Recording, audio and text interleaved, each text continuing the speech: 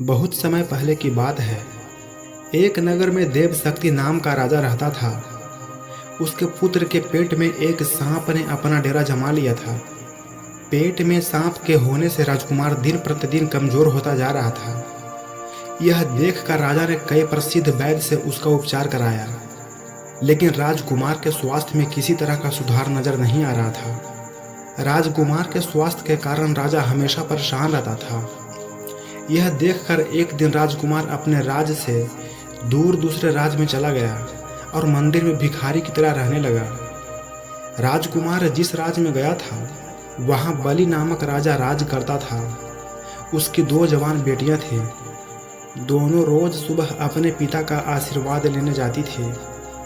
एक सुबह दोनों में एक बेटी ने राजा को प्रणाम करते हुए कहा, महाराज की जय हो, आपकी कृपा से संसार में सब सुखी है।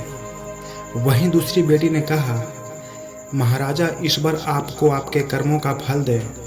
यह सुनकर राजा क्रोधित हो जाता है और मंत्रियों को आदेश देता है, कठोर शब्द बोलने वाली इस लड़की की शादी किसी गरीब लड़के के साथ कर दो, ताकि ये अपने कर्मों का फल स्वयं चख ले।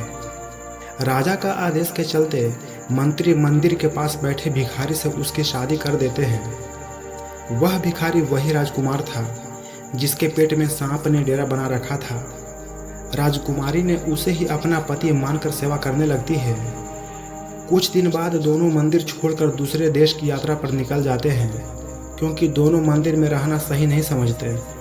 सफर के दौरान रास्ते में राजकुमार थक जाता है और एक पेड़ के नीचे विश्राम करने लगता है। राजकुमारी पास के गांव से भोजन लाने के लिए चली जाती है।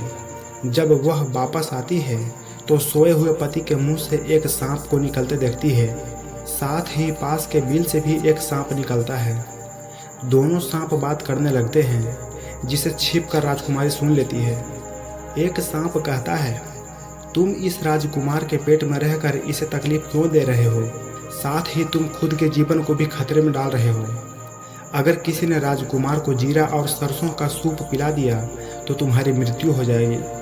फिर राजकुमार के मुंह से निकला सांप कहता है, तुम इस बिल में रखे सोने के घड़ों की रक्षा क्यों करते हो, जो तुम्हारे किसी काम के नहीं है? अगर किसी को इन घड़ों के बारे में पता चल गया तो वो बिल में गर्म पानी या गर्म तेल डालकर तुम्हारी जान ले लेगा। थोड़ी देर बाद सांप अपनी अपनी जगह वापस चले जाते हैं, लेकिन राजकुमारी दोनों सांपों के रहस्य को जान चुकी थी। इसीलिए राजकुमारी पहले राजकुमार को भोजन के साथ जीरा और सरसों का सूप पिला देती है। इसके कुछ समय बाद राजकुमार ठीक होने लगा। फिर इसके बाद बिल में गर्म पानी और तेल डाल देती है, जिससे दूसरे सांप की भी मृत्यु हो जाती है। इसके बाद बिल में रखे सोने से भरे घड़े को बाहर निकालकर दोनों अपने शहर लौट जाते हैं। राजा देवशक्ति अपने बेटे और उसकी पत्नी का धूमधाम से स्वागत करता है। इस कहानी से यह सीख मिलती है कि अगर कोई किसी का बुरा सोचता है तो उसका भी बुरा होना तय है। सांप ने राजकुमार का बुरा सोचा तो उल्टा उसी का बुरा हो गया। उम्मीद है यह कहानी आपको पसंद आई होगी, तो प्लीज़ वीडियो को एक लाइक ज़रूर कर दें और रोज़ाना ऐसे ही कहानी के लिए हमारे चैनल को सब्सक्राइब कर दें। तो चलिए आज के लिए इतना ही, मिलते हैं अगले वीडियो में। जय हिंद, जय भारत।